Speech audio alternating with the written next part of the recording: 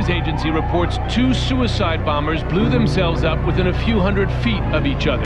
The bottom line military question at this hour, is there in fact a coup underway in Turkey? The terrorist group has made their presence known in the country, carrying out several gruesome beheadings.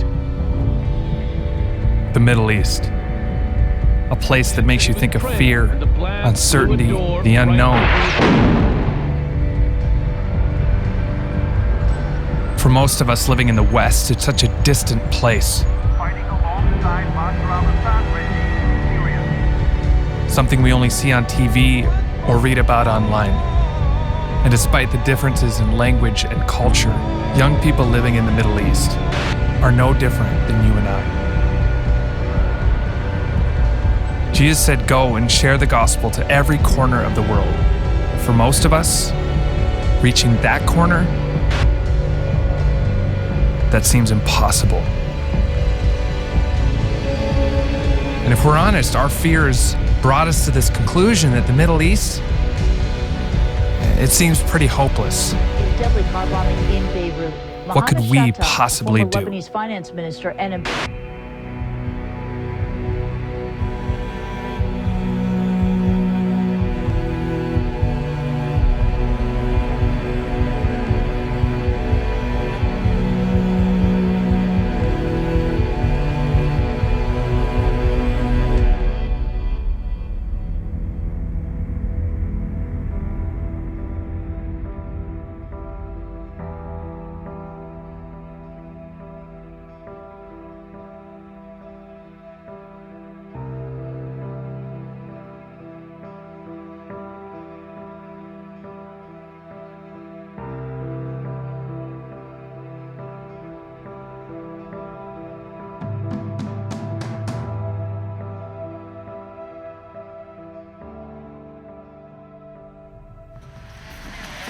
Yeah, okay. Right here.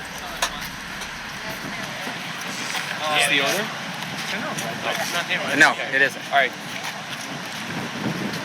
Okay. Actually, why don't we just explain this quickly.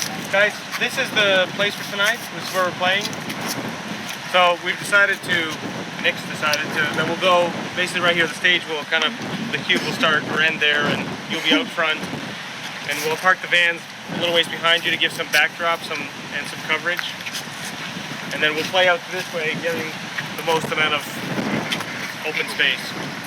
And hopefully the most amount of room for people to crowd in and watch you. Okay. So facing that way. Yeah. Facing that way. It's going to be windy, but it's going to be a really good night. The wind's going to stop. And it doesn't matter. Yes, the winds are going to stop. But it's going to be a really good night. Yeah. So I think, we should be in a prayerful attitude today as we're setting up and stuff. But I think it's going to be a really amazing night. And so, Lord, I thank you that we can be here in this place because you love the people here. We ask that you continue to move powerfully, Lord. And as we lift up the cross. The way No Longer Music works is that we use all sorts of artistic mediums. I mean, obviously this came from you a long time ago, this idea of using art and music as a way to present a clear gospel message. And so we have this first half that is entertainment and trying to attract people, and it uses video and special effects and fire and all these types of things, and then it transitions into a visual depiction of the cross. And prior to this, we had this understanding that it's great because you can communicate in Berlin or wherever, in Sao Paulo or in the US or all these different contexts. But even we're thinking, there's got to be a limit. Samanda is a city near Antioch, Antakya, but Antioch in the Bible, right on the Mediterranean Sea. And so we go to this place, and the wind is blowing, and it's sort of out in the middle of nowhere at the end of the town. And there was no church there, right? So it's an unreached city, and it's this beach town. I mean, this is very much where the Apostle Paul would have been walking through, right? Absolutely. I mean, this is Bible territory. So we're setting up, and our setup is pretty elaborate. Like, we have this whole stage that we set up and build, and I remember, and a curtain, and the wind was blowing. It felt like a sail, and we had video projection and all this stuff. It was a pretty elaborate thing that we brought. We had to run like a cord from the cafe. Right, one single cord for power. But so then we're setting up, and there was no one around. Remember that? And it just felt like what are we doing? And actually we had to have 2 people holding down the curtain, or it would blow away. And so we're setting up. You head out for a walk to when we had some flyers, and what happens? Yeah, so I'm like, okay, while they're setting up, I'll invite people. So I go into the main part of the town, and I see this young Turkish guy, and I think he'll be perfect for the concert. So I go up to him, hey, you got to come to our concert. And he takes me and he shoves me against a wall, and he pulls out this knife, and it was like a knife I've never seen before because it was shaped like a needle. And I found out later it's called an assassin's knife because if you're stabbed with it, it makes such a small hole that there's no blood comes out.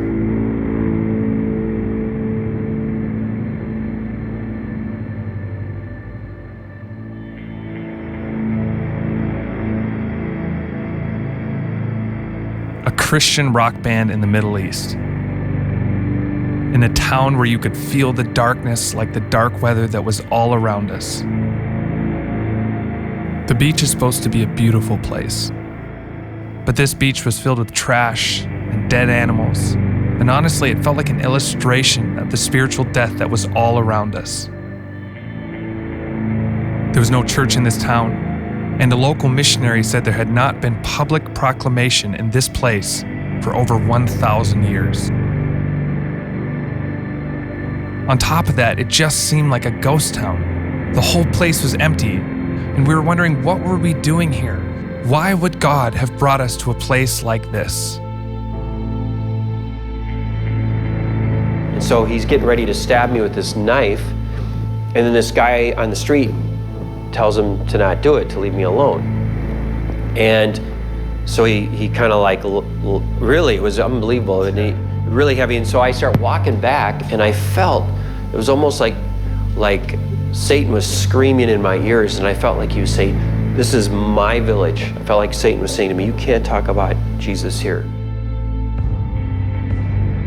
I remember you came back and you're like, don't tell everyone, but someone just pulled the knife out on me. I'm like, okay. Well, because I wanted everyone to be... not to freak out, except for me. So we're setting up and we're getting ready to start, and next thing you know, it's like people coming from everywhere. It's like they waited until one unified moment. It was just this crazy, like synergy. I can't explain it, but to the point, I think we had between 500 and 1,000 people. What ended up happening was incredible. People started coming in from everywhere. What was a ghost town was now a crowded place filled with enthusiastic people excited to see our show.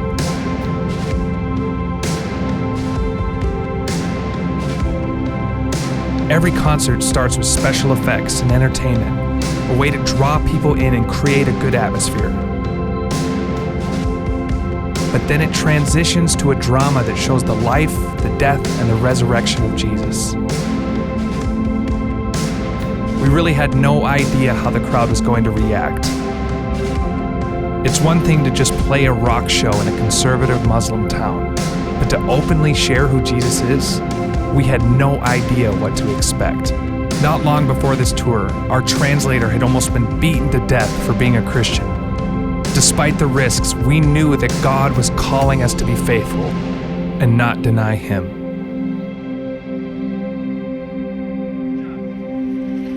You see, we were made to have a friendship with God.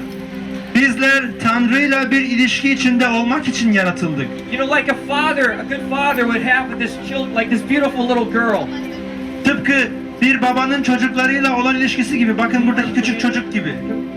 But I saw that mother with a baby, and I felt like God said, go pick up that baby and explain the gospel. God is a father who loves his children. Ama Tanrı çocuklarını seven bir baba gibidir. Just like this mother loves her little girl. Tıpkı bu anne nasıl evladını seviyorsa onun gibi. She doesn't want anything bad to happen to her because she's a good mother. Sent his son to earth. Onu dünyaya gönderdi. To be a man. Bir insan bedeninde dünyaya gönderdi. To show us that God loves us and that he cares about us. Bize bir şey göstermek için Tanrı bizi seviyor ve bizim için kaygılanıyor. And then Jesus died. Ve İsa Mesih çarmıhta öldü. Because of the bad things that I have done and the bad things that you have done. Benim yaptığım günahlar sizin işlediğiniz günahlardan dolayı çarmıhta öldü. But Jesus came back to life. Ama ölümden dirildi İsa Mesih. And because Jesus came back to life, İsa Mesih ölümden dirildiği için I can have a relationship with my Father again. And then you're inviting people to respond, and people are just coming over. It was unbelievable. Yeah, I'd say, I don't know, a third of the crowd at least. Like maybe couple hundred people minimum responding. And I mean, our local partners and these guys, these Turkish people are like, I'd never seen anything like this. And one of the missionaries that we were with, another one, I mean, he wrote us a letter later and he said, I don't think the gospel's been preached publicly like this in 1,000 years. And I don't know how you know that, but just the context of that, like in that particular spot, it was incredible breakthrough. I want to introduce to you my son Aaron. Size oğlum Aaron'ı tanıtacağım. And he wants to tell you more about Jesus. O size İsa Mesih hakkında daha fazla bilgi verecek. We've come from all over the world. Bu takım dünyanın her tarafından toplanan bir takım. Because of who Jesus is. Bizim bir araya gelmemizin sebebi İsa Mesih'in kim olduğudur. You see, the most natural thing in the world. Dünyadaki en doğal şey, what we were made for. What we were made for is to have a relationship with Jesus, with God. Biz insanlar Tanrı'yla bir ilişki kurmak için yaratıldık. And you said, okay, everybody repeat this prayer. And I thought, okay, here's where they're not gonna, you might get a couple people. And all these voices, with their, also in the context of their friends being around. God, thank you that you love me. Tanrım beni sevdiğin için teşekkür ederim. Thank you that Jesus died for me. İsa Mesih benim günahlarım yüzünden öldü. Teşekkür ederim. Come into my life. Benim yaşamıma gel Tanrım. Benim yaşamıma gel Tanrım. I want to know you. Seni tanımak istiyorum. Seni tanımak istiyorum. Amen. İsa'nın adıyla. Amin. Amin.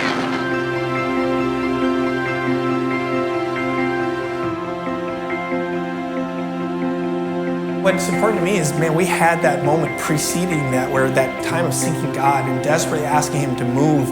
And it also the faithfulness of the people that had been working in that area for a while. And this sense of, I really felt a sense in the Holy Spirit that God, do something now, in a sense of honor the work that they had done. And we had the privilege of really seeing some visible fruit that many of them hadn't. And not necessarily because we did anything special. Our tour of Turkey was unbelievable. Concert after concert, we saw God move, show up in power, and blow away every misconception we had. There really is no place that the gospel can't be preached and where people will not listen. This experience in Turkey gave us the courage to continue to follow God deeper into the Middle East, and the following year, our faith would be stretched even further.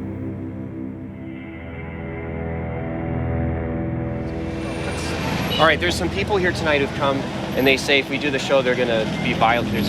Will be violence.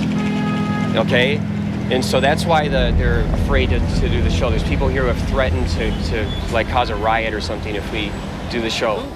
So we were going to do this show in a public square, but it was next to a church. But the thing about religion in the Middle East and in Beirut, especially in Lebanon, is it's very political and it's divided. It's very territorial. So they have their own militia group. They have political power.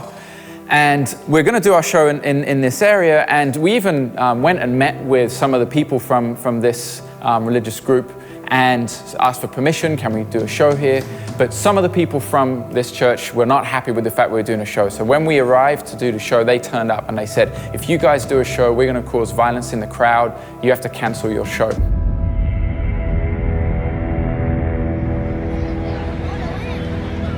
Okay, hello everybody. Okay, I wanted to say how much we love your city. It's been such a privilege for us to be here in Beirut. أنا بس حابب أقول قد إيه أنا حابب بلدكم لأنه كتير هو شيء بنفتخر فيه إنه نكون نحن ببيروت. And we're already making plans for when we can come back here again. ونحن already عم نعمل خطط كيف إنه نرجع ونكون معكم مرة تانية. But we're not going to do our concert tonight. بس نحن مش حنعمل شو تبعنا الليلة. It's okay, it's okay.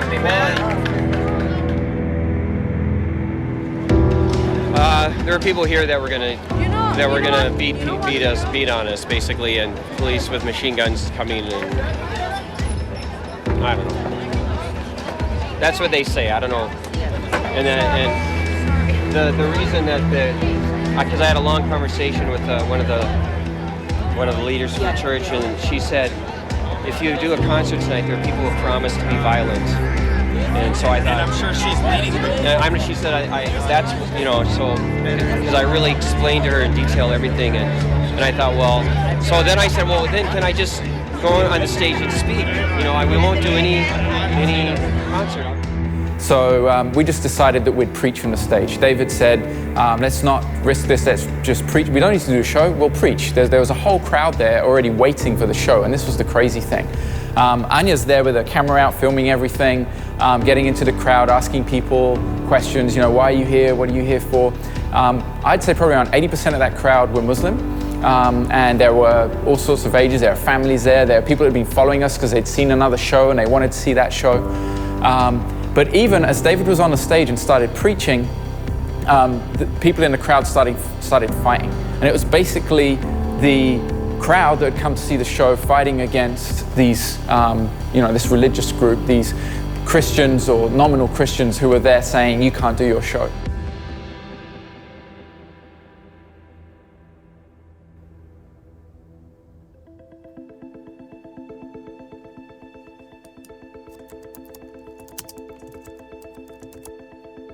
So Beirut is very much cosmopolitan, free and crazy city. So Lebanon allows its citizens to express what they think.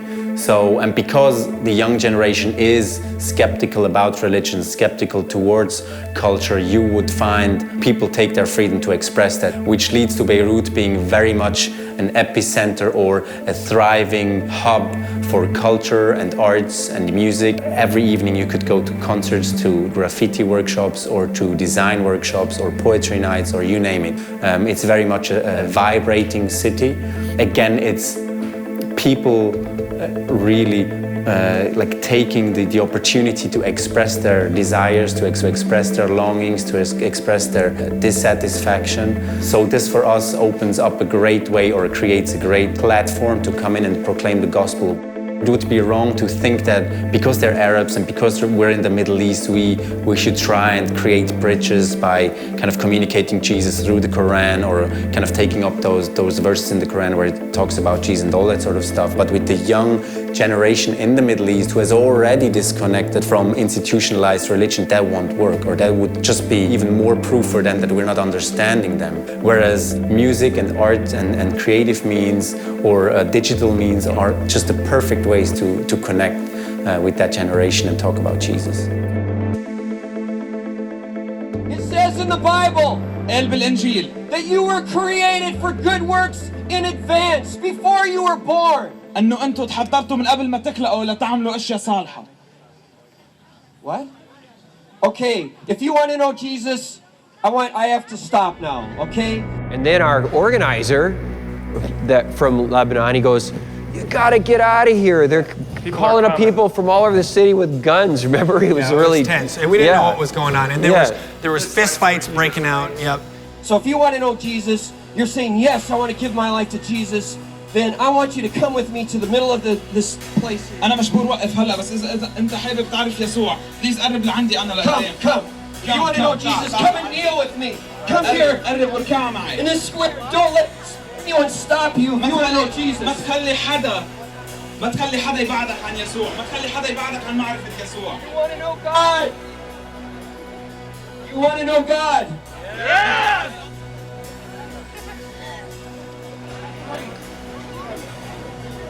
You want to have a friendship with Him?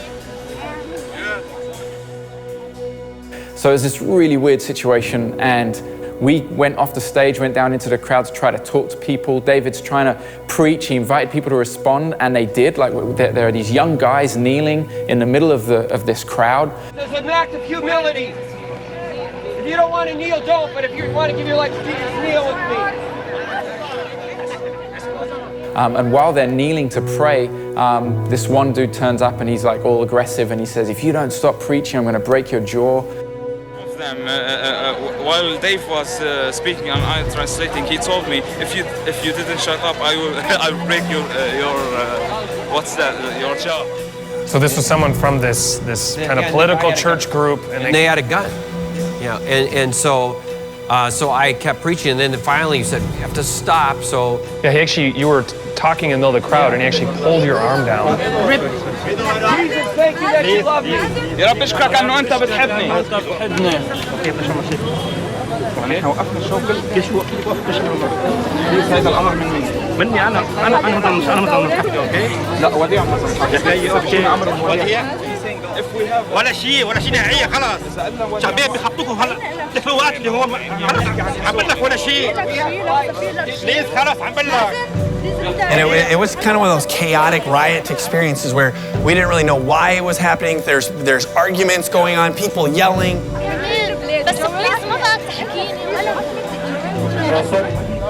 إذا بتريدوا الحفلة خلصت ما عندي مشكلة شو ما عملتوا ما عندي مشكلة شو ما عملتوا She didn't say, she said سربوا على بيوتكم, which is not, you can say go home, and what she said was leave now, go to your house, go to your homes, leave. Bark or don't bark, the show is over. She treated people like dogs. They canceled the concert because they thinking that Jesus cannot be preached, but in one way. You know, they are, I think, they're closed-minded. So I don't know.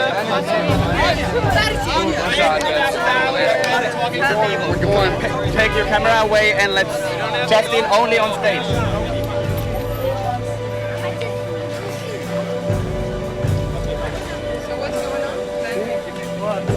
We're so sad. We're so mad. And you know, we're here in the Middle East, closed-minded and stuff. We came here the third time to see the show. And you know, and we're sorry, but we're so grateful. Like, people ask me this too, where are they playing? We'll follow them, where are they playing? And one of them was that Muslim father you met. He was like, where are they playing? I'll take my children, where are they playing? I'm like, I'm sorry, they're leaving tonight to Turkey. He's like, but they're coming back. I said, yes, next year. You know, it was an incredibly hard, dramatic thing that happened, but I think it continues to speak to the fact that the openness, right, of these young Middle Easterners, but they do live in crazy places and in crazy political situations. And I remember my overwhelming impression of Lebanon every time I go there is that it just feels so sad for these young people because they feel so trapped. You know, they see the West, they see, you know, the freedom of the West, and of course a lot of it's destructive. But at the same time, they're trapped, you know, and even like mobility is a privilege. The fact that I can just get on a plane and almost all of the world is open to me. And a lot of these Lebanese young people, they can't go anywhere, you know, and war could break out at any minute. And it's just, you just felt heartbroken. Yeah, and they are wanting to know Jesus. Our faith was certainly tested in Beirut, Lebanon. Although we were disappointed we couldn't play the show, David was able to preach, and many people responded to follow Jesus and were connected to the local church. Despite not even playing a single note, the hunger for the gospel was amazing. And right there in front of the stage, young Muslims knelt to receive Jesus. We continue to see that God has a heart for these young people and that there are no closed doors for Him. Be praying for you in Turkey and beyond.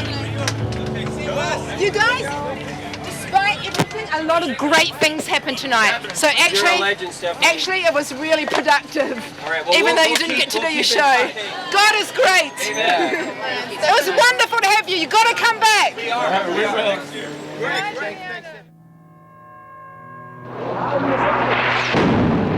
Gaza. After 5 days of fighting, more than 150 Palestinians dead. Tell us what we're seeing. We're seeing people running. Okay, what you're seeing is the riot police are slowly moving back. The demonstrators are moving forward. Today, the United Nations is asking for 48 hours of relief in the fighting to break from the violence between the government regime and rebel forces.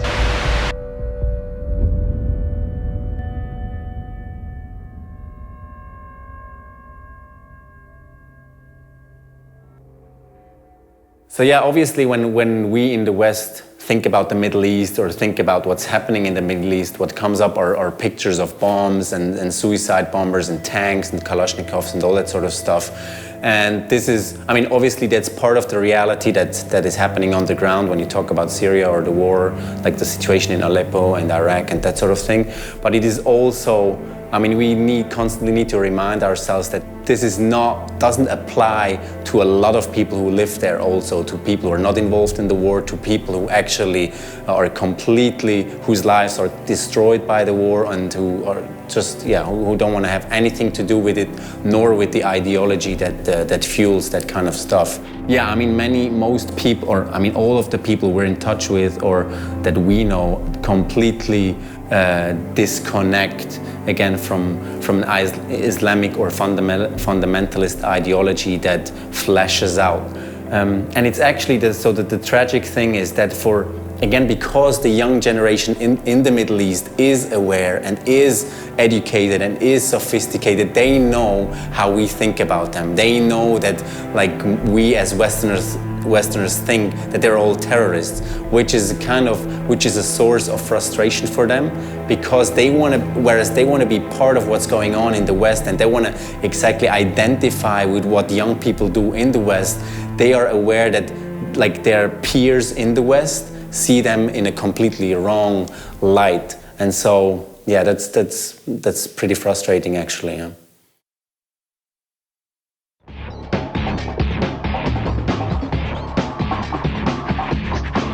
David Pierce, welcome. Thank you. So you're an American singer who has lived in Amsterdam for 16 years, and you say that you can't change the world once you're dead.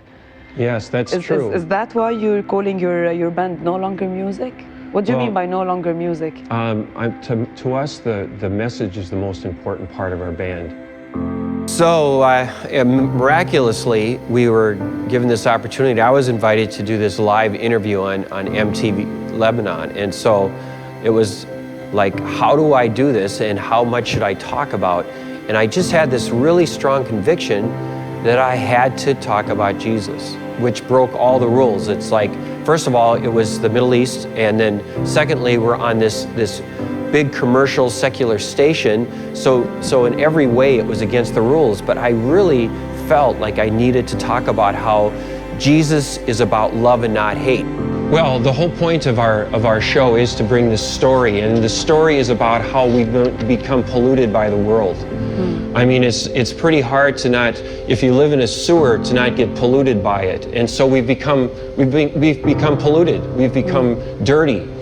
And God is pure. He's more pure than the sun.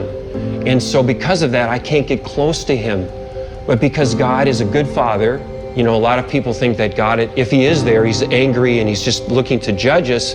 But because he's a good father, and he knew that we couldn't do anything to help ourselves, he sent Jesus to show us what he was like. And so when Jesus came, he healed people who were sick, he fed people who were hungry, but the religious people killed him because they didn't like what he had to say.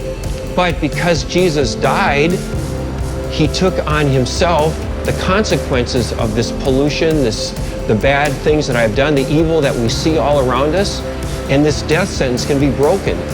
Yeah, and it was an example of given an opportunity, given favor that made no sense. Yeah, and then had more invitations after that, and then as well on OTV, which is the affiliate that is endorsed by Hezbollah, and able to talk clearly about Jesus on that program as well. So it was amazing what God did, for sure. Yeah. So guys, why did you come here? To hear music. Did you hear about No Longer Music? No. But do you know it? Yeah, like what do you expect to see from the show? Here? Yeah. Mosh pits and banging. Craziness. That was the first show of that tour, the second time we were there, and we were actually the judges of a heavy metal battle of the bands. So we're in this club, you know, even that concept, if you say that sentence, that we're in this club that has this sexual name, and we're gonna be the judges of a heavy metal battle of the bands in Beirut, Lebanon. I mean, really none of that makes sense.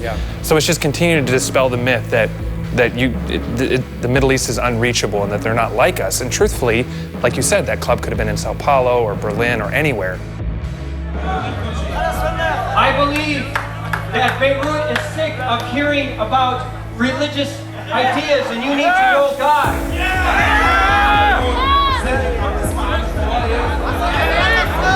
And I also believe that He wants to take you into His arms, just like in this drama.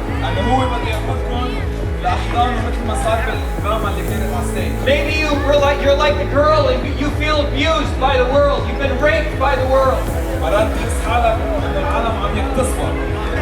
Or maybe you feel like the guy. Maybe you've hurt other people.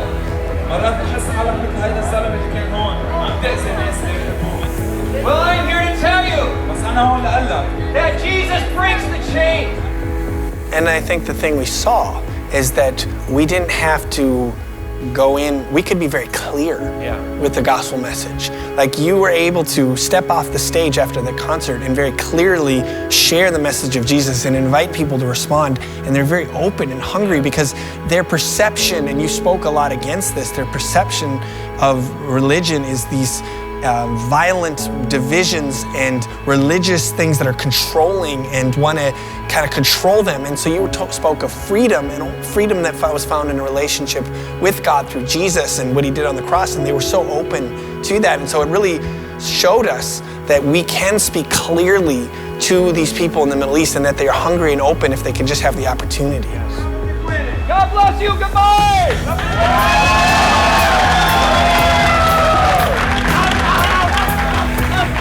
I think more than anything, it shaped our understanding that Middle East young people are no different than young people all over the world.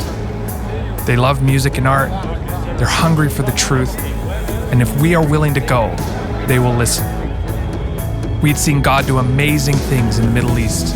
In 2007, we were able to openly proclaim the gospel in a town in Turkey, where this had likely not happened for over 1,000 years. We preached Jesus among riots and with metalheads in Beirut in 2008 and 2009. We shared God's love on national television that aired all over the Middle East in 2010. In 2011, God would ask us to go even deeper and opened up a door for us to go to northern Iraq. But even we're thinking, there's got to be a limit to this, right? I mean, Iraq? I mean, you know, I'm embarrassed to admit that I thought it's going to be camels and tents, and there, you know, how is this going to work? All right, so here we are in Dohuk, northern Iraq, and we're in the back of a pickup truck, and we're going somewhere. Not entirely sure where. It's really what you'd expect. Yeah. Really hot and it's really dusty.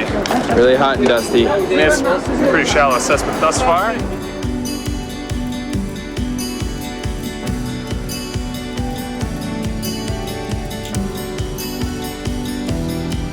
For me, when the idea of Globalized Middle East Youth really was cemented was when we were in Iraq.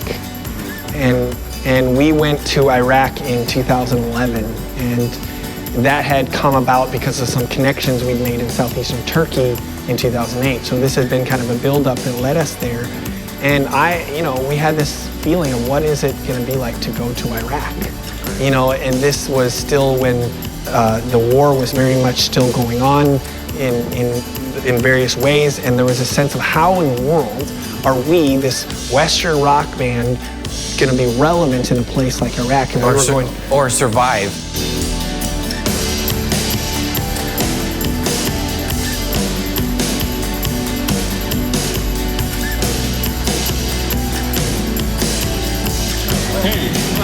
Say where your name and where you're from. Just say it. My name is... Yell. My name is Man and my from is Iraq. What kind of music do you like? I like hip-hop and rock. Very good. Any music English. Yeah. Any music English I like it. Okay. So I come here to show the band where they speak, they singing rock. And I said, awesome man, awesome. Yeah? And thank you very much for you because you come here in Iraq.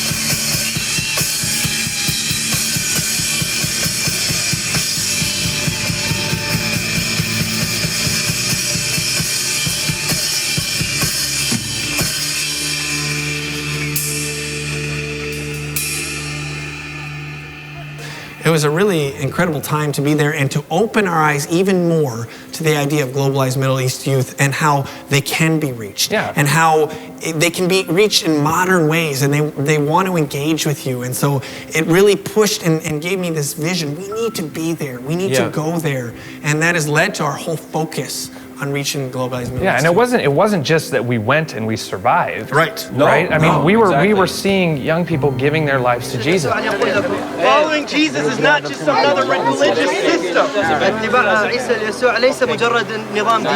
It's about having a personal relationship with God through Him.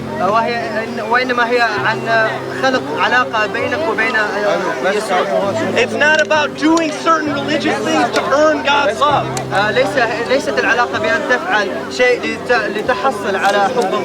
It's about surrendering your life to Him, and then when you do that, you'll be free. If there's anyone that wants to know Jesus like I'm talking about, I want you to raise your hand. Don't be ashamed. If you want to know Jesus like I'm talking about.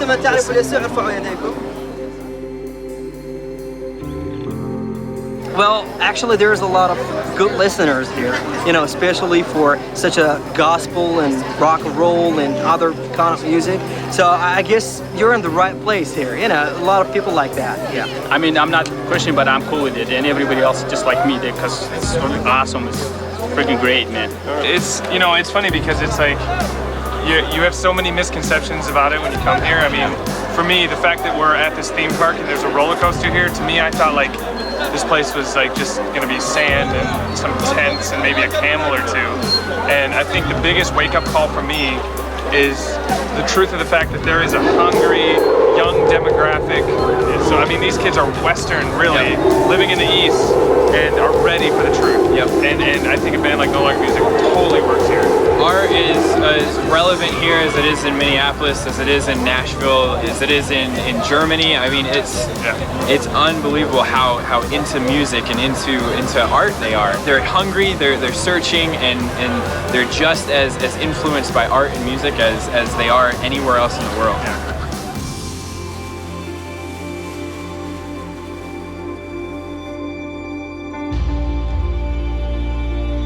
The Middle East can seem impossible.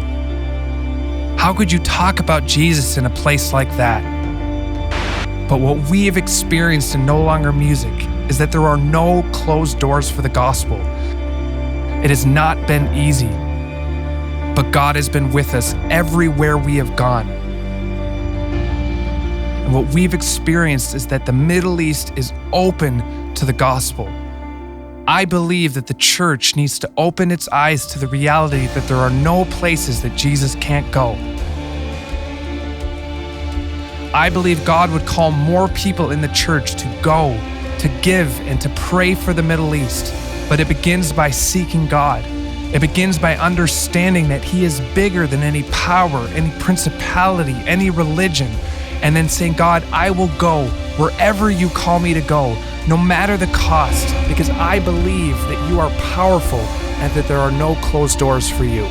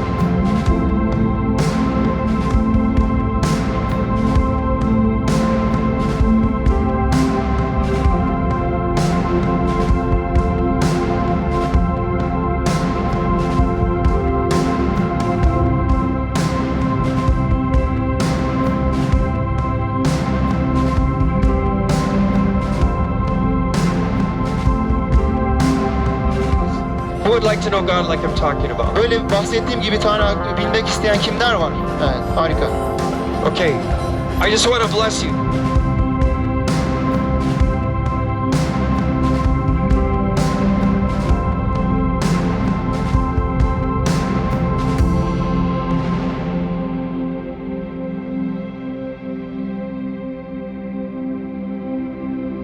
No Longer Music continues to go to the Middle East today, and we are excited about all the things God is going to do in this tough part of the world.